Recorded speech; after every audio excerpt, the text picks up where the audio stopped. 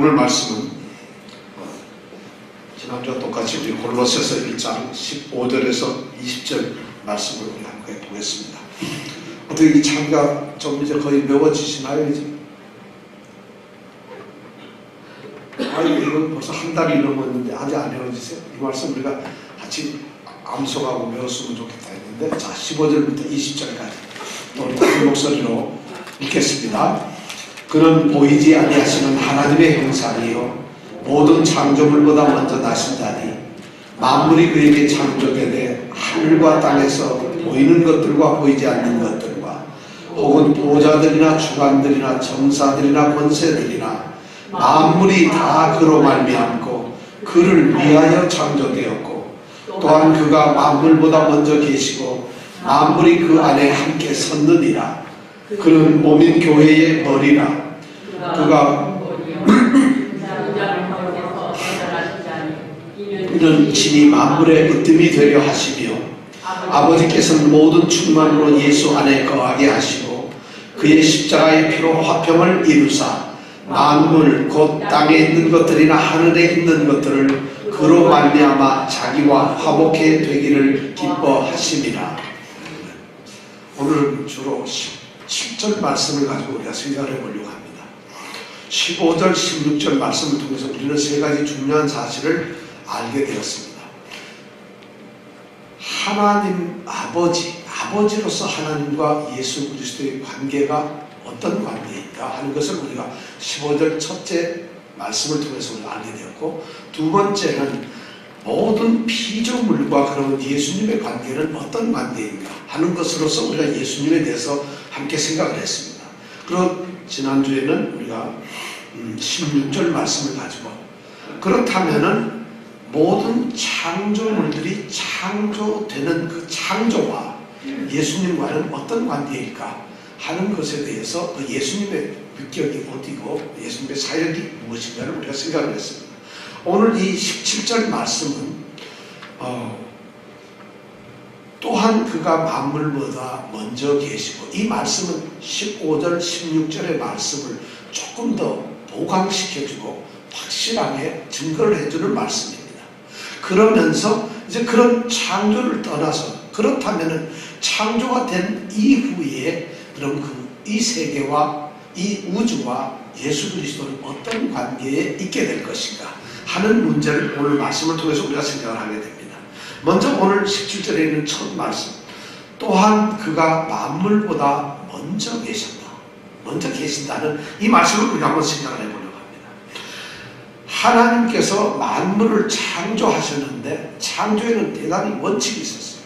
우선 예수님께서는 그 만물보다도 먼저 계셨던 분인데, 하나님이 만물을 창조하시는데 왜 창조하셨을까? 예수님 때문에 창조를 하셨어요. 그래서 하나님은 만물을 예수님 안에서 창조하셨어요. 그래서 예수님 그분의 영역을 벗어나서는 창조가 있을 수가 없어요. 그러니까 온 우주는 전부 예수님 안에 있는 것이죠. 그 다음에 예수님께서 또 창조와 관계되셨던 건 뭐냐면 바로 예수님을 통해서 예수님이 창조의 수단이 되셨다는 겁니다. 그리고 가장 중요한 것은 마지막으로 이 창조는 바로 예수님을 위해서 창조를 하셨다는 겁니다. 이 우주 만물이 목적이 딱 하나 있다면 바로 예수님을 위하는 것입니다.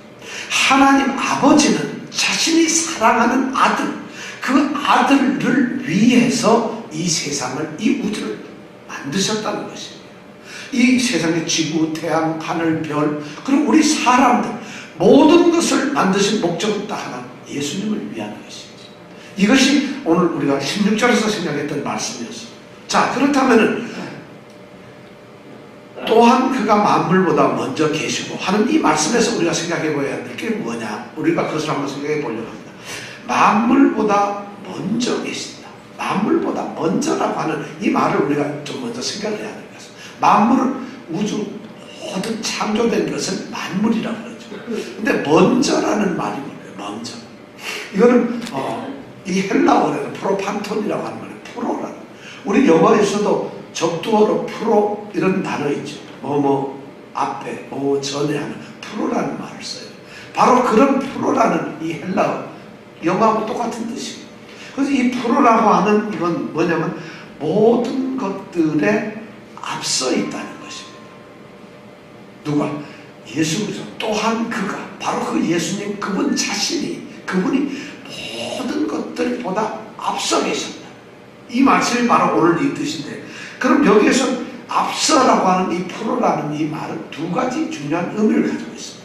첫 번째가 뭐냐면 예수님 그 자신이 다른 무엇보다도 앞서 있는 우수한, 아주 우월적인, 아주 굉장한 모든 것을 다 채워 가지시는 그런 탁월한 분이라는, 가장 높으시고 가장 존귀하시고 가장 강하시고 가장 크신 분이라는 이런 의미로서 존재에 탁월한 그런 분이라는 것을 우리가 먼저라는 말로서 해석을 할 수 있습니다.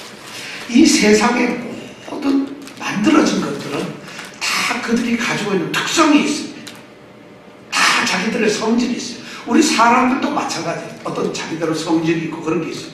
그 다음에 모든 이 세상에 만들어진 것들은 자신대로의 어떤 능력이 있습니다. 우리 사람들도 마찬가지로 능력이 있어요.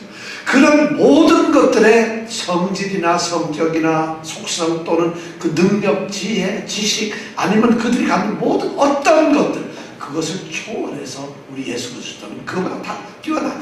그러니까 이 세상에 어떤 것을 다 합쳐놓는다 해도 예수 그리스도와 비교가 안 된다는 것입니다.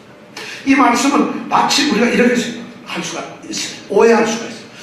예수님의 능력은 만물이 가지고 있는 모든 피조물들과 이렇게 비교해 보니까 더 우월하다, 이렇게 생각을 할 수가 있는데 이 말은 그런 뜻이 아닙니다.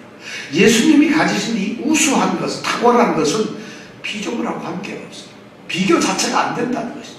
비교할 수도 없고 비교해서도 안 되는 그러한 예수님은 홀로 스스로가 완전하신 분이라는 거죠. 이것이 바로 또한 그가 만물보다 먼저 나신다는 거예요. 그래서 로마서 9장 5절에 보면 이런 거죠. 저는 만물 위에 계셔 세세의 찬양을 받으신 하나님이시라. 이런 말씀이 로마서 9장 5절에 있습니다. 그분은, 우리 예수님은 어떤 것보다도 이 우주 온 천하에서 가장 우수하십니다. 가장 탁월하십니다. 그것이 이게 첫 번째 의미고, 그 다음에 이 프로라는 말 전체의 두 번째 의미는 뭐냐면 말 그대로 시간적으로 먼저 앞섰다는 것입니다.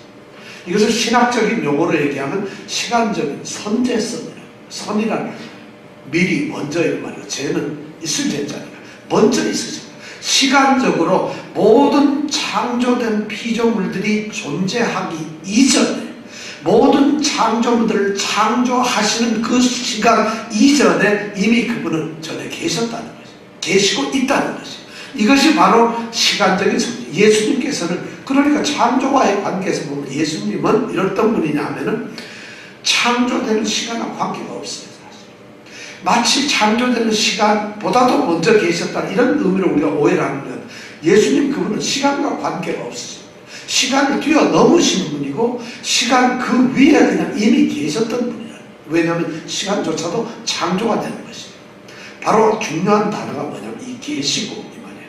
또한 그가 만물보다 먼저 계시고, 계셨다는, 있다는, 이 계신다는 단어를 이렇게 가만히 보면은 이 헬라어는 우선 이게 현재형 동사로 되어 있어요. 현재. 그냥 계셨다가 아니고 과거에. 앞으로 미래에 계실 것이다가 아니라 그냥 계시고 있다는 거예요. 계시고 있다는 이 말씀이 뭐냐면 그분은 옛날에도 계셨고 지금도 계시고 있고 항상 계시고 있다는 거예요. 그래서 현재에 계시고 있어요. 거기다 더 중요한 것은 이 계시고라는 이 단어가 능동태로 쓰여있다. 수동태가 아니고 능동태로 되어 있어요. 그러니까 예수님이 계시는 것은 어떤 다른 외부의 힘에 의해서 또는 어떤 영향에 의해서 아니면 창조나 만들어진 것에 의해서 예수님이 계시는 것이 아니라 스스로 계신다. 이 바로 계신다는 말 뜻은 그렇게 중요한 것이에요. 그러니까 예수님은 스스로 항상 언제나 영원토록 계시는 분이라는 것입니다. 이것이 그러니까 그 말은 너무 중요한 거예요. 우리가 15절에서 우리가 생각했었죠. 모든 창조물보다 먼저 나신 자라는 이 말을 많은 사람들이 오해해서 예수님 자신이 만들어진 존재고 피조물이기 때문에 만들어지기 전에 어느 때인가는 예수님이 존재하지 않았던 때가 있다. 이렇게 주장을 했던 이단들이 우리 교회사에 있었다는 것을 우리가 알고 있었습니다. 아니 오늘날에도 예수님을 그렇게 생각하는, 하나의 피조물로 생각하는 그런 사람들이 아직도 많이 있습니다. 상당히 큰 우리 여호와 증인 이런 분들은 그렇게 생각을 하고 있습니다. 지금도 하나님 외에는 아무도 없다는 이런 생각을 가지고 있는 거죠. 그분들은 예수 그리스도의 증인이 내 증인이 되는 게 아니라 여호와의 증인이 되는 분들이니까 그렇게 주장을 합니다. 바로 이 계신다는 이 계시고의 현재형이면서도 능동태로 얘기하는 건 뭐냐? 그렇게 예수님이 안 계신 적이 있다는 피조물이라는 이런 오해, 그런 잘못된 생각, 이단 생각들을 이 계시고라는 말이 완전히 깨어부신다. 그러니까 예수님은 계시는 분이에요. 피조물도 아니고 피조된 존재도 아니고, 그렇기 때문에 없었던 때가 있었던 것도 아니고, 그분은 창조와 관계없이 언제든지 항상 스스로 계셨던 분이라는 거예요.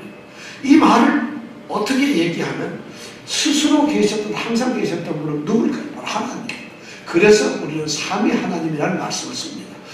성부 아버지 하나님이 바로 그런 분인데, 이 성자 하나님, 아들인 예수 그리스도도 아버지처럼 똑같이 스스로 항상 계셨던 분이라는 것입니다. 그래서 스스로 계셨다는 이 말씀이 바로 여호와라고 하는 말씀의 뜻이죠. 출애굽기 3장 14절 거기에 보면 하나님이 자신의 이름을 밝힙니다. 모세가 애굽에서 노예 생활을 하는 이스라엘 자신 백성을 이제 해방을 시키려고 하는데 하나님이 모세를 부르셨죠. 그래서 야, 내 백성은 네가 해방을 시켜야 되겠다. 그러면서 하나님이 명령을 하고 지시를 내리고 다양한 일을 얘기합니다. 모세가 열심히 듣고 네, 그러겠습니다. 그런데 모세가 깜빡했어요. 그러면 하나님께 묻습니다. 하나님, 묻을 게 하나 있습니다.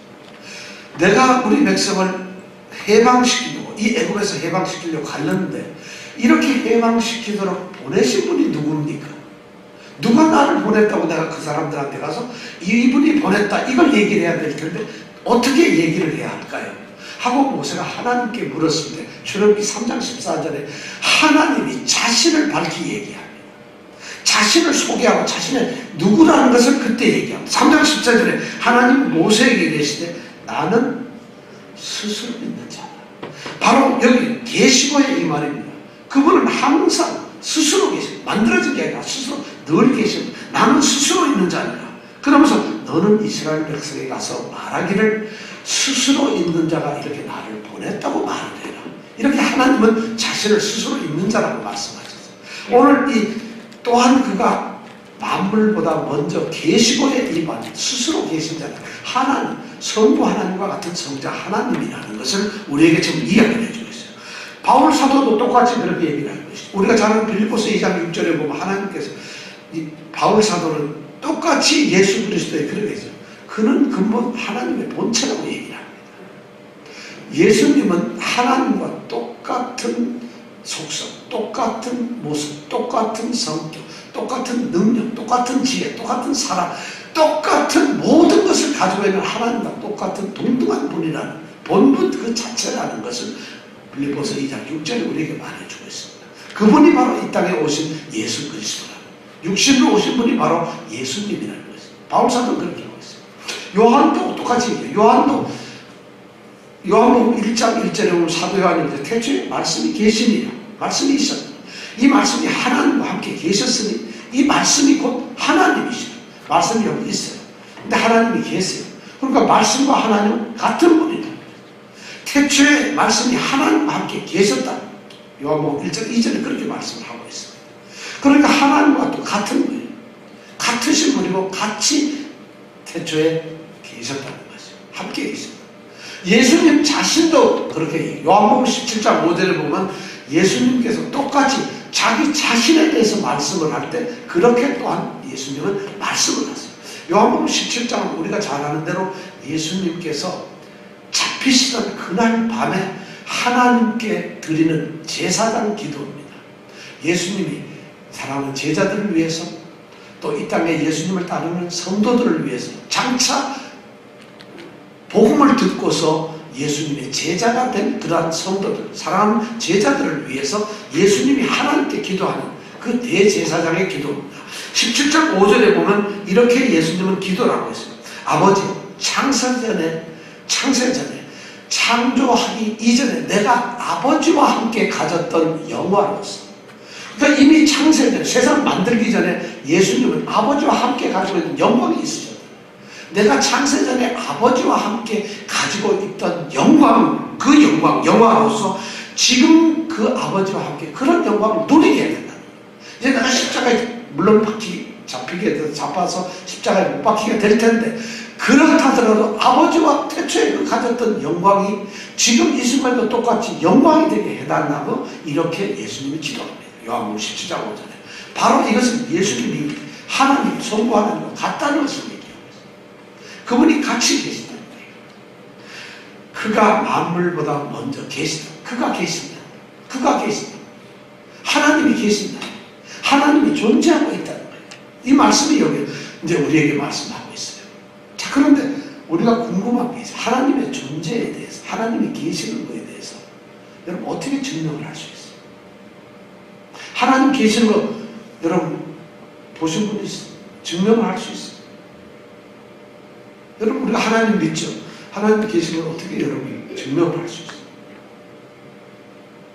놀랍게도 하나님의 존재가 하나님 계신다는 이 사실은 성경에서도 증거를 안 합니다. 성경도 논리적인 어떤 증거를 갖다 대서 이러기 때문에 하나님이 계신다, 이런 증거를 성경에서도 발견할 수가 없어요. 성경은 절대로 어떤 논리적인 증거를 가지고 하나님이 계시는 어떤 과학적 증명, 그 방법을 우리에게 절대 얘기해 주지 않아요. 그럼 성경은 무엇을 얘기하느냐? 하나님이 계신다는 거냐, 선포하는 거예요. 계신다는 것을 전제하고 있어요. 계신다. 그래서 창세기 1장 1절에 보면 태초에 하나님이 천지를 창조하시니라 이렇게 말씀을 하는 겁니다. 왜냐하면 그렇지 않다면 태초에 하나님은 어떤 분이신데 어떻게 계셨고 이걸 우리가 설명을 해줘야 돼요. 그런데 성경은 그런 얘기를 하는 게 아니라 태초에 하나님이 계시는 거예요. 전제가 돼. 하나님이 천지를 창조하시니라 이렇게 말씀을 하고 있어요. 그러니까 하나님은 이미 계시는 걸 우리가 증명을 하는 것이 아니라는 것이에요. 그럼 증명도 안 하는 하나님을 우리는 어떻게 믿을 수 있고 어떻게 해요? 바로 그 하나님이 계신다는 것은 논리적인 그런 증거가 아니라 하나님의 계심을 갖다가 우리가 알 수 있는 유일한 길이 뭐냐면 믿음이에요. 믿는 자만 하나님을 알 수 있어요. 믿지 아니하는 자에게는 하나님을 알 수도 없고 하나님을 깨달을 수 없는 거예요. 우리는 믿음이 있기 때문에, 하나님이 계신다는 걸 믿기 때문에, 우리의 믿음 때문에 하나님의 존재를 우리 알게 되는 거예요. 여러분, 그러니까 믿는다는 것이 너무나 중요한 것입니다.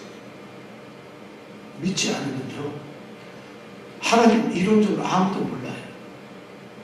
그런데 하나님, 우리가 갖는 그 믿음이라는 게, 나 하나님 무조건 믿는 거 믿습니다 하고 맹목적으로 아무 의미도 없는 어떤 논리적인 근거도 없이 그냥 믿는 그런 무식하고 진짜 막된 그런 믿음이 아니라는 거예요.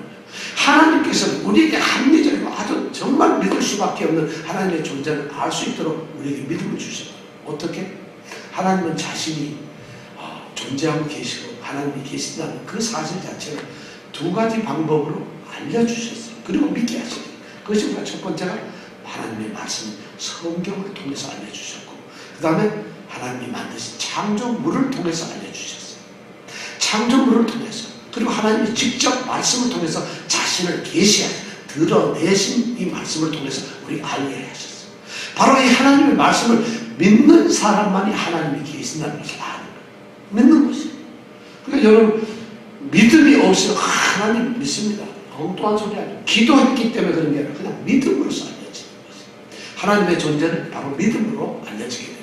그런데 오늘 여기 하나님이 그렇게 계시는데, 또한 그가 만물보다 먼저 계시고 그가 계신다는 이 계시고 있다는, 현재 계시고 있다는 이 말씀을 통해서 우리는 중요한 하나님이 계신다는 것을 알 수 있어요. 예수 그리스도가 성자 하나님으로서 계신다는 중요한 사실, 그것이 뭐냐면 우리가 잘 아는 하나님의 속성. 첫째, 하나님은 자존성으로 스스로 계시는 거예요. 하나님은 아까도 말씀드렸지만 외부 영향에 의해서 되시는 분이 아니라 창조 전에, 창조가 만약 여기 이렇게 정해져 있다면 창조 전에 있을 거고 창조 또 후가 있습니다. 왜냐하면 기독교의 모든 시간 개념은 처음과 끝이 있습니다. 그런데 시간조차 이 세상도 하나님이 만드신 거니까 그 이전이라는 개념은 시간이 없는 거예요. 여기 시간이 없는데 이전이라는 이런 말이 없어요. 그 말은 무슨 말이냐? 창조라고 하는 하나님의 사역, 이 전체를 포함해서 하나님은 스스로 계신다. 그것이 하나님. 그러니까 우리가 하나님을 경배하고 섬겨야 되는 것이, 하나님은 우리를 위해서 존재하시는 분이 아니라 이미 세상이 있기 전에 아무것도 없는데 하나님은 계시고 계십니다. 그러니까 하나님이 우리를 만드신 이유는 그분을 위해서 바로 만드셨다는 거예요.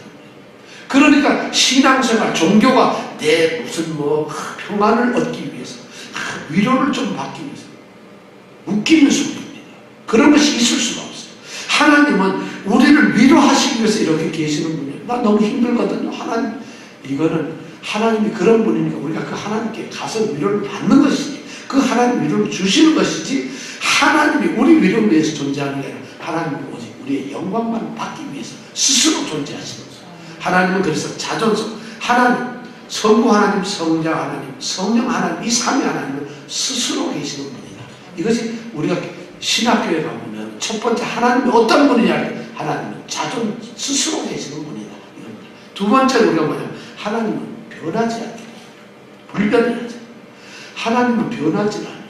왜냐하면 창조된 모든 피조물은 다 변합니다. 여기 이래 보니까 조금 변덕꾸러기 같은 분들만 모였어요. 얼마나 우리가 잘 변하는지 몰라요. 기분 좋으면 금방 인상 쓰지 않지. 좋아하다가 조금만 틀어주면 틀어져. 내가 조금만 피곤하면 지치니 금방 역력해.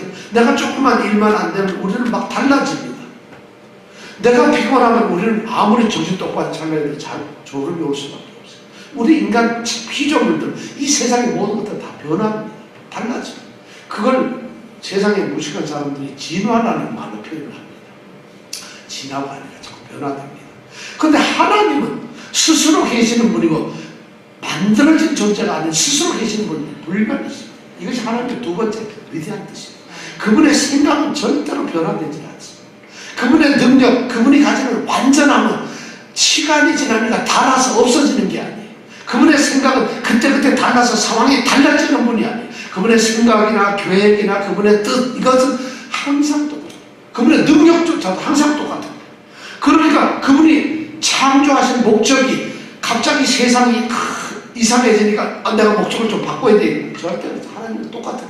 그러니까 우리가 하나님을 믿는 것이에요. 그러니까 우리가 하나님께 영원한 소망을 가질 수 있는, 왜냐하면 변하지 않으시는 분이니까. 그러니까 우리는 하나님이 계시는 그 하늘 나라를 사모할 수 있는 거예요. 그래서 우리는 그 하나님이 말씀하신 그 영원한 나라가 있음을 알게 되고 그 나라를 향해서 우리는 순례의 길을 가는 겁니다. 이것이 바로 믿음이라는 거예요. 하나님은 불변하십니다. 이것을 왜 이거 중요하냐면, 이것을 아는 것이 하나님을 더 의지할 수 있고 하나님께 더 나아갈 수 있고 하나님을 더 우리가 경배할 수 있다는 거예요. 그 다음에 세 번째 하나님이 또 가지신 특징이 뭐냐면 무한하시다. 무한하시다. 자, 처음에는 스스로 계시고 그 다음에는 변하지, 불변하시고 그 다음에는 무한하시다. 하나님 존재 자체는 시작도 끝도 없어요. 아무것도 없어요. 시작이란 말은 시간이 있을 때의 시작이에요. 끝이라는 건 시간이 끝날 때의 끝이에요. 그런데도 성경은 예수 그리스도를 시작과 끝이 마치며 알파의 오메가라고 표현을 합니다. 왜냐하면 우리 인간들이 그렇게 해야지 저분은 처음이구나 마지막이구나 하는 우리 지성 때문에 할 수 없이 그렇게 표현을 한 것이지, 하나님은 시작도 없어요. 땅이 조성하기 전에, 땅이 만들어지기 전에 그분은 이미 계셨어요. 그러니까 어디가 시작이고 이런 게 없고 하나님은 바로 그런 무한하시다. 그러니까 시간적으로 그분은 영원하신 거예요. 시간적으로. 그러니까 그런 하나님을 우리는 이해할 수가 없어요. 왜냐하면 우리는 시간 속에서 살고 있기 때문에 시간이 없다는 그런 개념이라 우리는 모르는 거예요. 그러니까 하나님은 영원하시니까 하나님이 보시는 피조물들의 이 시간, 세계라고 하는 것은 항상 그들을, 왜냐하면 영원 그 시간을 커버하는 거니까. 하나님은 지금 똑같이 이러면서 세종대왕도 보고 우리도 보고 계세요. 하나님 그렇게 알렉산더도 하나님은 보고 있고 나폴레옹도 보고 있고 우리도 똑같이 보고 계십니다. 시간의 개념이 하나님에게는 없습니다. 그걸 초월하십니다. 그리고 시간적으로 영원하시다. 그 다음에 또 이 무한성의 두 번째는 공간적으로 너무 광대하십니다. 하나님은 어디든지 계시는 거예요. 그러니까 우리가 하나님은 항상 계시고 언제든지 어디서든지 계시기 때문에 이 무한성 때문에 우리는 하나님께 간구하고 기도할 수 있어요. 그 하나님 의지하죠. 그 하나님이 같이 한다는 것이 그래서 문제예요. 만약 하나님이 잠깐 자리를 비우시고 안 계시는 곳이 있다면 얼마나 두렵겠어요. 하나님, 오늘 하나님 한국에 서울에 미세먼지 때문에 그거 다 쓸려 가셨다. 이러면 하나님이 미국에 없다고 여러분 어떻게 되겠어요? 하나님은 언제 어느 곳에든지 계시는 거예요. 그러니까 우리 모두에게 내가 간구할 때도 하나님은 계시고, 우리 장윤정 자매가 기도할 때 그때도 하나님은 계시고, 제가 하나님께 기도할 때도 계시고, 똑같이 기도할 때 똑같이 계시고, 이걸 바로 공간적인 광대성이라고 해요. 하나님은 무한하신 존재다. 어떠한 환경에 제약을 받거나 어떤 조건에 의해서 또는 어떤 어떤 것도 없어요. 왜냐하면 스스로 그냥 계시는 분이기 때문에. 이것이 하나님, 마지막으로 하나님 오직 한 분이십니다. 우리는 삼일체 하나님이라고 그러는데 성부 하나님, 아버지로서의 하나님, 아들로서의 하나님, 성령으로서의 하나님, 이 셋을 우리는 삼위 하나님이라고 하는데, 이분은, 이 세 분은 창세기 1장에 보면 같이 계십니다. 한 분이십니다. 그래서 우리는 삼일체 하나님, 유일하신 하나님, 이 유일성, 이 세상에 하나님은 한 분밖에 계시지 않는다. 그 유일성을 우리가 믿는 것입니다. 그러니까 하나님이 바로 이 오늘 말씀 17절에 또한 그가 계신다는 이 말씀 속에서 이런 네 가지의 중요한 하나님의 그 속성을 우리가 알 수 있게 되는 거예요. 그 하나님을 알라는 것입니다. 우리가 공부하는 게 바로 이 말씀 가운데서 깊이 묵상을 하면서 그런 하나님을 알게 되는 것이죠. 저는 이 하나님이 바로 그런 하나님이기 때문에 우리가 하나님을 의지합니다. 하나님이 있다가 안 계시는 분, 어떤 제약을 받으시는 분, 그리고 쉽게 변덕을 피우고 피하시는 분, 그리고 스스로 있지도 않고 필요할 때만 계시는 분, 이런 분이라면 우리는 하나님을 섬길 수가 없어요. 경배할 수가 없어요. 언제나 계시기 때문에, 어디서든지 계시기 때문에, 끝이 없고 무한하시기 때문에, 영원하시기 때문에, 그렇기 때문에 그 하나님을 우리가 섬기는 거예요. 그러니까 하나님은 바로 그런 분이시라는 거예요. 바로 그것이 첫 번째 말인 또한 그가 만물보다 먼저 계시고라는 말씀. 그 다음에 두 번째 말은 이 만물이 그 안에 함께 섰느니라. 여러분, 이 말이 무슨 말이에요? 만물이 그 안에 함께 섰느니라. 만물이 그 안에, 예수님 안에 어떻게 함께 여기 서 있어? 이런 말일까요? 여러분, 무슨 말이에요? 만물이 그 안에 함께 섰느니라. 야, 이 성경 말씀 어려운 말 단어가 하나 더 있어요. 만물이 그 안에 함께 섰다. 무슨 얘기? 앉았다 아니고 섰다는 거예요. 아, 예수님은 서 계시는구나. 자, 지금까지 15절, 16절에서 우리가 생각했던 것은 뭐였느냐면, 만물의 창조하고 예수님하고 어떤 관계일까? 창조 시에 예수님과의 관계에 대해서 우리는 생각을 했습니다. 이 창조의 관계에서 우리가 알 수 있던 중요한 네 가지는 뭐냐면, 하나님께서는 자신이 그렇게 사랑하는 아들을 이미 이전에 함께 계셨다는 것입니다. 그리고 하나님께서는 자신이 그렇게 사랑하는 아들, 그분 안에서 세상을 만드셨다는 것입니다. 하나님께서는 그렇게 사랑하는 자신의 아들을 통해서 이 세상을 만드셨어요. 그리고 하나님께서는 자신이 그렇게 사랑하는 유일한 아들 하나밖에 없는 그 아들 예수 그리스도를, 그분을 위해서 이 세상을 만들었어요.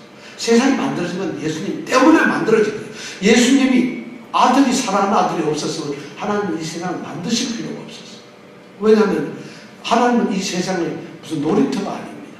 아들에게 영광을 주기 위해서 이 세상을 만드시고 우주를 만드실 거라는 것이죠. 그런데 지금 우리가 말씀드리고 있는 만물이 그 안에 함께 섰느니라, 이 말씀은 그런 창조에 대한 얘기. 그래, 하나님이 그렇게 만드셨다면 그 이미 만들어진, 창조가 된 그 세계는 어떻게 되느냐. 창조가 된, 이미 만들어져 있는 이 우주 만물 모든 것은 그럼 예수님하고 어떤 관계에 있느냐는 거죠. 예수님께 주었어요. 예수님 안에서 예수님으로 말미암아 예수님 위해서 창조가 만들었다면 이 창조물을, 그럼 예수님은 어떻게, 무엇을 하고 계시냐, 그 창조물에 대해서. 이 말씀이 바로 오늘 말씀입니다. 만물이 그 안에 함께 섰다는 말. 이 말씀이 바로, 예수님은 그러니까 오늘 창조를 지나고 이미 창조된 이 온 우주 세계와 예수님은 그 세계를 향해서, 그 우주를 향해서 예수님은 무슨 일을 하고 계시는가? 만물이 그 안에 함께 섰느니라. 그렇다면 함께 섰다는 이 말이 우선 궁금해요. 함께 섰다.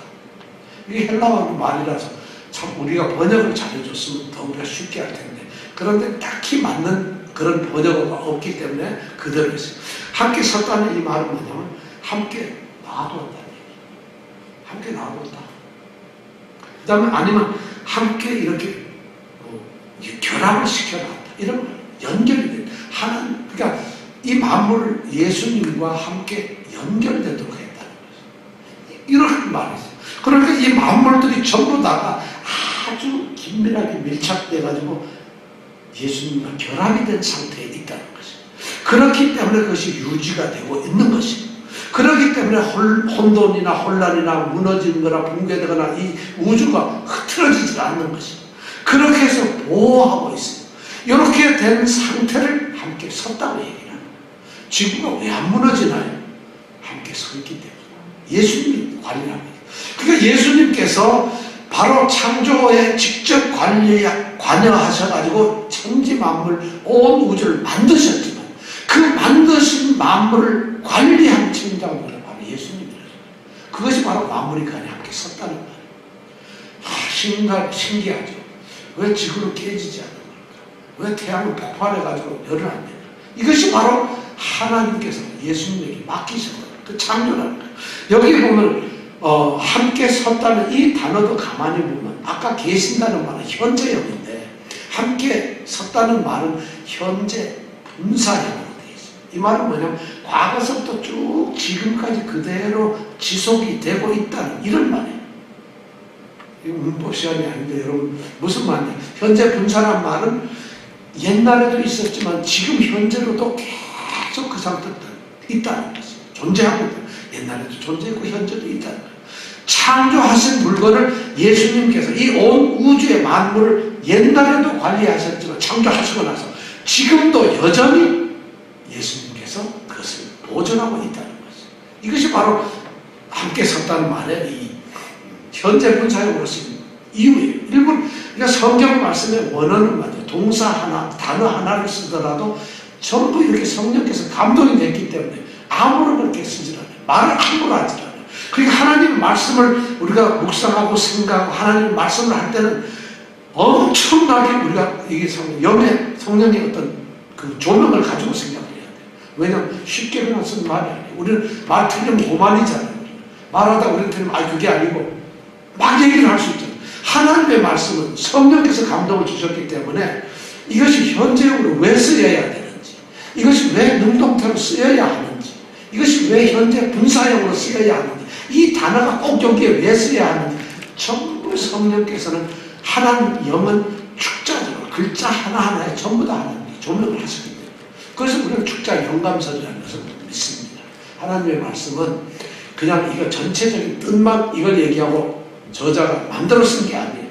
하나님, 야, 이거 좀 얘기해서 이거 좀 써라. 그러니까, 알았어요, 쓸게요. 하고 자기 멋대로 쓴 게 아니라, 하나님께서는 그 사람의 능력, 그 사람의 어휘, 실력, 그 사람의 성격, 모든 것을 활력 쓰셔가지고, 단어 하나하나까지 하나님 영광을 부으셔요. 그러니까 하나님 말씀을 읽을 때 여러분, 함부로 읽어서는 안 된다는 거죠. 그러니까 말씀을 가르치는 교사나 듣는 사람들이 하나님의 말씀을 철저히 해야 된다는 것이 바로 그겁니다. 자, 이렇게, 바로 이 우주 만물이 보존되는 이 질서 자체가 바로 하나님 아들이 하시는 거예요. 예수님이 지금 우리를 잡고 계시는. 그러면 이 질서를 유지하는 온 우주 만물 이 전체, 그 다음에 자연 그 다음에 참 신비하잖아요. 그것이 뭐냐면 전부 예수 그리스도의 지혜와 지식의 표현이라는 거예요. 저절로 그게 되는 것이 아니라 하나님, 성자 하나님이신 이 예수님께서 만드셨는데, 그분을 통해서 만드는데 그분의 지혜가 이 만물에 들어가 있다는 거예요.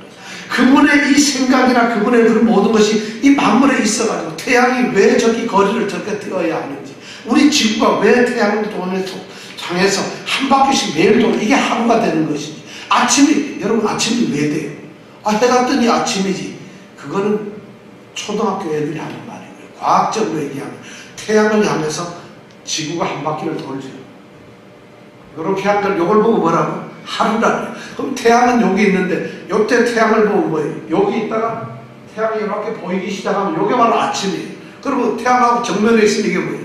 낮이죠. 그래서 돌아가도 안 보이려고 요걸 뭐라 그러죠? 저녁. 그럼 완전히 안 보이는 그걸 밤이라 그래요. 이게 과학적인 얘기예요. 이걸 누가 하신 거예요? 보다. 이런 지혜와 이런 걸 누가 하셨느냐? 바로 예수님께서 자신의 지혜, 지성을 거기다 넣었다는 것이죠. 이게 함께 계신다 이런 거. 그러니까 이런 과학자들이 과학을 연구하고 보면 알수록 어떤 분이 이렇게 모든 것을 했을까? 신기하잖아요. 근데 저처럼 모르는 사람은 해 뜨면 아침이지. 이제 그럼 해가 있으면 낮이지. 그냥 이러고 말아요. 근데 그 신비를 아는 사람은 소름이 끼쳐요. 어떻게 이런 생각을 할 수 있어요?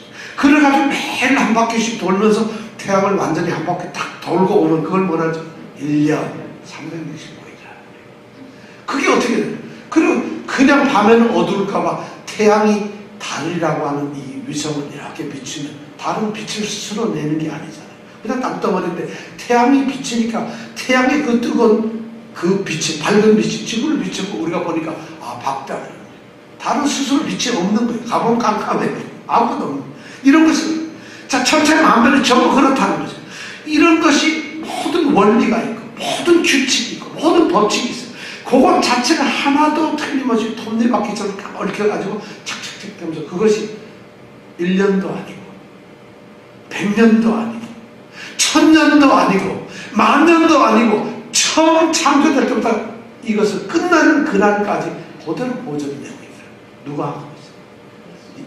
하나님의 아들 예수 그리스도가 하고 만물이 그 안에 함께 서 있다는 거죠. 그것만 신기하고 우리 인간의 몸은 얼마나 신비해요. 그죠? 하나님은 저 인간을 이렇게 만든 거고 사람을 이렇게 보면 너무 신기해요.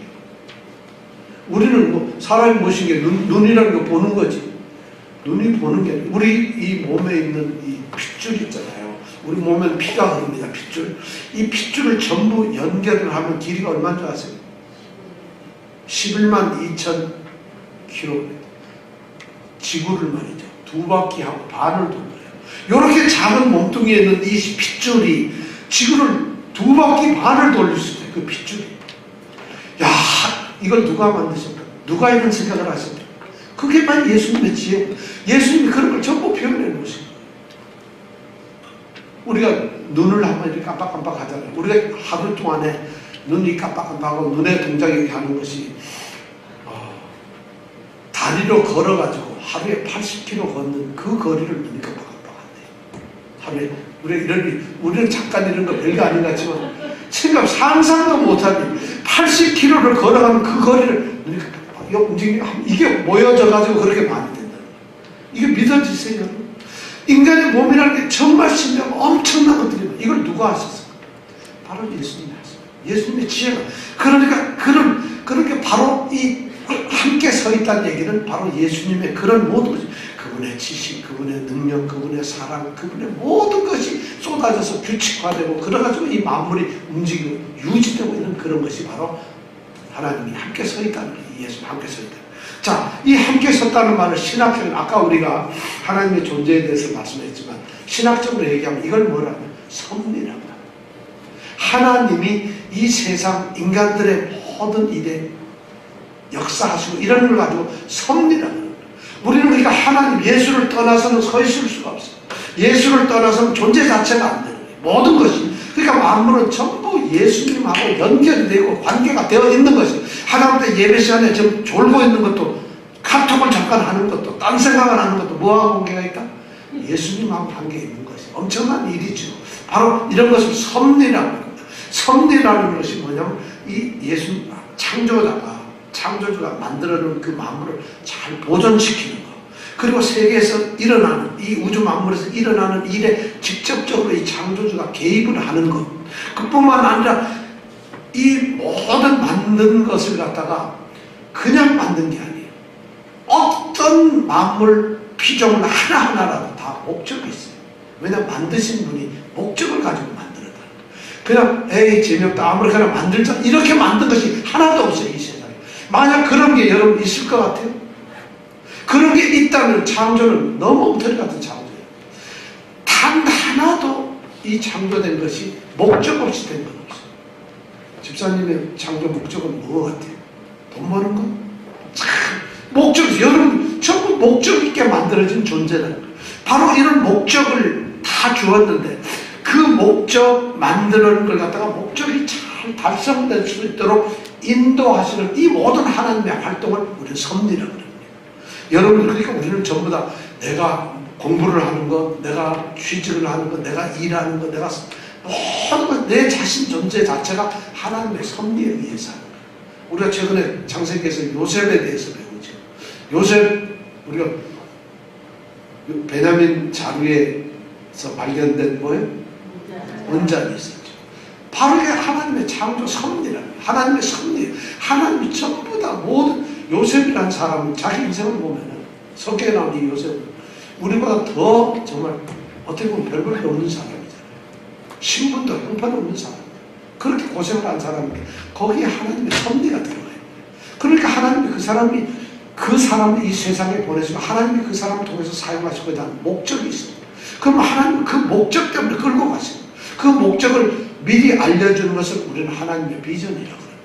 미리 아는 것을. 여러분, 비전 있으세요? 하나님의 목적을 뭔가를 깨달아 보세요. 그런 것이 바로 그렇다는 거예요. 근데 이 섭리는 하나님께서 주로 세 가지를 중요한 일을 하죠. 먼저 하나님이 하시는 뭐냐면 하나님이 이 마음에서 보존을 한다는 거죠. 가장 중요한 것은 창조해놓고 이게 멸망돼서 없어진다고 생각해보세요. 창조된 것이 날마다 하나님이 창조를 하셔야 되잖아요. 그죠? 없어지면은 창조했는데 그거 없어졌어요. 하나님 다시 만들어주세요. 이런 게 아니라 하나님의 창조는 단번에 모든 것을 완벽하게 창조해 주셨어요. 근데 그것이 없어지지 않고 보존하는 거예요. 그 보존의 일을 누가 하느냐? 바로 예수님이 하세요. 예수님의 짓을. 왜냐하면 보존이 안 된다면 이 지구는, 이 세상은 살만하지 못해요. 근데 하나님은 완벽하게 모든 걸 만들어 놓으시고 보시기에 좋았는데 그 보시기에 좋았던 그 우주 만물 모든 것을 그대로 항상 수천 년 영원토록 보존을 하신다. 그 보존의 지혜가 바로 예수님께 있다. 왜냐하면 그러다 보니까 각각 만들어진 이 피조물들은 자기들만 가지고 있는 특성이 있어요. 자기들만 가지고 있는 어떤 능력이 있어요. 이것들이 어느 날 이 자기만 가지고 있는 능력들이 갑자기 툭 튀어나오면 지구가 문제가 생겨요. 그러니까 그런 것이 항상 잘 유지되어서 이 세상이, 이 우주가 잘 유지될 수 있도록 보존하는 그 능력이 바로 누구냐? 예수님께서 하세요. 보존을 하세요. 그 다음에 또 우리가 협력이라는 게 있어요. 이 섭리 안에서 중요한 게 보존, 두 번째가 협력. 협력은 뭐냐면 우리가 가지고 있는 하나님께서 우리에게 이미 어떤 일을 할 수 있는 재능도 주시고 지혜도 주시고 지식도 주셨어요. 우리가 할 수 있는 능력도 주셨어요. 그리고 그걸 니네 멋대로 해라 이렇게 하나님은 번져주신 게 아니에요. 하나님이 이 피조물을 만들어줬다고 나는 꽃꽂이의 선수다 그러면 꽃꽂이를 잘할 수 있도록 하나님이 같이 작용을 하죠. 그 일을 갖다가 하나님은 어떤 피조물에게 이미 미리 주어진 그 작용 능력에 하나님께서 함께 일을 하세요. 그러니까 어떤 사람이 무슨 일을, 그래서 공부를 되게 잘하는 사람, 그래서 아주 유명한 어떤 대학을 들어갔어요. 수석으로. 그 사람이 한 게 아니에요. 그 사람이 물론 한 것이지만 하나님의 작용이 있다는 거예요. 그래서 자기만 했다도 아니고 이건 난 한 게 하나도 없어요. 하나님이 다 하셨어요. 이 말도 틀린 말이에요. 우리가 뭐 믿음 좀 좋은 사람들 그렇게 얘기하면 저는 아무것도 한 거 없어요. 하나님이 다 하셨어요. 그럼 네 뭐였니? 하나님이. 말이 안 되는 거예요. 이 협력이라는 말은 나도 하지만은 하나님도 하셔요. 그럼 하나님이 반하셨고 내가 반했습니다. 이건 더 말이 안 되는 거예요. 세상의 모든 일은 하나님께서 이미 내게 주신 능력과 내게 주신 재능을 통해서 하나님이 협력해서 하시는 거예요. 그러니까 나도 하고 하나님도 하시는 거예요. 그러니까 하나님이 없이 하는 건 이건 문제가 되는데 우리 성도들에게 그런 것이 있을 수가 없다. 그래서 이 협력이라는 건 하나님이 우리의 능력, 우리의 어떤 재능에 하나님이 개입을 하고 간섭을 하셔서 그것을 컨트롤하고 같이 일하시는 이것을 협력이라는 거예요. 그러니까 우리 믿는 사람들에게 바로 하나님의 동행, 하나님의 역사하심이 바로 그런 거라는 거예요. 그래서 아무것도 안 하고 난 하나님께서 역사 다 해주십시오. 이런 일은 있지도 않고 있을 수도 없는 거예요. 근데 그것을 우리가 착각을 해서 하나님이 다 하셨어요. 하나님이 왜냐하면 능력이 있으니까 그분이 다 했다가 아니에요. 하나님은 그 하나님의 위대한 능력 안에서 우리가 가지고 있는 능력을 발휘해서 일을 하도록 작용을 하신다는 거예요. 이것이 바로 협력이에요. 그 다음에 세 번째 중요한 건 통치예요. 하나님은 그 모든 것을 보존도 시키고 그리고 그 일이 이 모든 삼라 만상들이 이 우주가 잘 진행될 수 있도록 우리 사람의 삶이 잘 이렇게 살아갈 수 있도록 협력만 하시는 것이 아니라 다스리는, 통치를 하세요. 하나님의 섭리의 세 가지 바로 뭐예요? 보존이 있고 협력이 있고 통치가 있고, 하나님은 다스리세요. 왜냐하면 그분이 주인이시니까. 그분이 모든 것을 만드셨으니까. 예수님 그분을 위해서 만들었기 때문에, 그분을 통해서 만들었기 때문에 그분은 우리의 주인이니까 다스려야 돼요. 우주 만물의 왕이신 바로 그분이 다스리는 거예요. 그래서 우리는 그 다스림 안에 있어야 돼요. 바로 이 오늘 말씀, 너무 중요한 말씀. 만물이 그 안에 함께 섰다는 이 말씀은 우리로 하여금 하나님께 경배할 수밖에 없어요. 그 하나님, 예수님한테 우리가 나아갈 수밖에 없어요. 다른 방법이 없어요. 예수님 안에 있도록 우리를 만들어줘요. 그러니까 예수를 안 믿는다. 이것도 지금 이 17절에 있는 말씀의 정면으로 반대합니다. 다시 말해서 창조주이고 주인이신 그 예수를 거부하고 나는 안 믿어, 예수 안에 있지 않겠다, 이건 자체는 존재가 없는 거예요. 그건 그러니까 사람도 아니고 피조물도 아니고 존재가 안 되는 거예요. 존재는 하고 있으나 존재 자체가 없는 거예요. 왜냐하면 우리 존재는, 우리 모든 피조물의 존재는 그리스도 안에 있어야만 존재가 되기 때문에, 그래서 우리 성도들을 존귀한 존재라는 거예요. 우리가 그래서 예수님 안에 있기 때문에. 바로 이것입니다. 그러니까 하나님은 바로 이런 목적을 가지시고 하나님의 뜻을 가지시고 만드셨고 그것을 보존하고 그 일이 이루어질 수 있도록 협력을 하시면서, 또 그 일이 잘못되었을 때 통치로서 징계도 하시지만 잘 됐을 때 상도 주시고 다스리시는 그런 왕이시다. 이 세 가지 기능으로 우리에게 섭리하시는 것입니다. 자, 그렇다면 여러분들에게 오늘 이 말씀을 통해서 우리는 그 하나님 예수 그리스도를 어떻게 받아들여야 할까? 그 예수님은 도대체 어떤 분이실까? 이것이 굉장히 중요한 말이에요. 예수님이 없다면, 안 계신 수가 없지만 예수님 안에 있지 않는다면, 예수님이 없는 그런 세계가 있다면 이 세상에 원칙이 없어져, 규칙도 없어지고 모든 것이 다 존재하지 않아요. 그럼 이 세상의 모든 것이 만약 규칙이 없거나 그런 원리가 없다고 생각하면 상상을 해보면 어떻게 될까요? 어떻게 될까요? 김정은 씨가 기차를 타고 월남을 베트남을 갈 수가 없어요. 왜냐하면 철도가 뒤집혀 있지, 어떻게 될지 아무도 모르고. 이 모든 것이 원리가 하나님, 예수님 안에 있기 때문에 예수님이 그걸 갖다 지금 붙들고 계세요. 예수님이 그걸 관리하고 계세요. 예수님이 그걸 지키고 계세요. 예수님이 지금 그런 것을 하고 있다. 그렇다면 그 안에 있는 우리조차도 지금 예수님은 어떻게 하고 있을까요? 우리를 보고 계신다. 우리를 지키고 계신다. 붙들고 계신다. 지금 이 자리에 있는 분들, 여러분 예수님이 지금 붙들고 있고 보고 있다고 생각해 보세요. 그럼 좋아요? 아니면 불쾌해요? 아니면 두려워요? 그럼 어느 거예요? 예수님이 지금 보고 계신다면 어떤 생각이 들까요? 좋아요? 솔직히 좋아요? 두려워요? 그러면 예수님은 잘못한 거예요. 예수님은 우리를 자녀처럼 너무 사랑하지 두려워해서는 안 되는 거예요. 그게 뭐냐면 종교가 됩니다. 예수님은 하나님을 두려운 존재, 우리는 여기 하나님을 경외한다, 두려워한다는 이 말은 하나님 앞에 함부로 안 한다는 얘기예요. 우리가 하나님하고 너무 가까운 아버지이기 때문에 수염 땡기고 어리장머리 합시 하는 것이 아니라, 그러기 때문에 우리가 함부로 할 수가 없다. 그것이 바로 두렵고 떨린다는 얘기지 무섭다는 의미가 아닙니다. 그러니까 하나님을 경건하게 우리가 섬겨야 한다는 이 말은 항상 우리가 그분에게 뭐예요? 함부로 하지 않는다. 그럼 더 훨씬 더 조심스럽게 한다. 그럼 하나님 우리에게 같이, 만약 예수님이 우리를 보고 계신다면 우리는 기뻐해요. 좋아요. 왜냐하면 내 마음대로가 아니고 내 뜻대로가 아니고 내가 할 수 있는 그것이 아니라 그분이 다 지켜보고 있어요.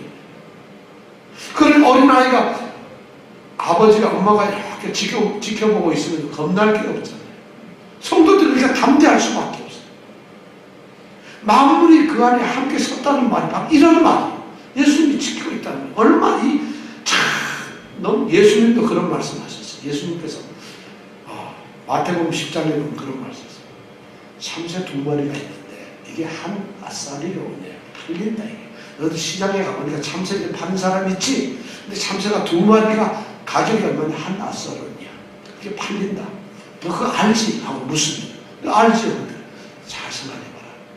만약 하늘에 계신 아버지께서 허락을 안 하면 참새 한 마리도 못 잡는다. 그것조차도 하나님이 허락하시겠습니까? 바로 예수님이 그런 우주의 모든 것을 가리고 있어요. 그럼 예수님이 더 엄청난 얘기예요. 너희들 그런 거 생각해봐라. 그 다음에서 그 10장, 그 다음에 30절, 아까 그건 29절, 30절에 보면 너희들 보통 존재, 너희 참새보다 못해, 너희가?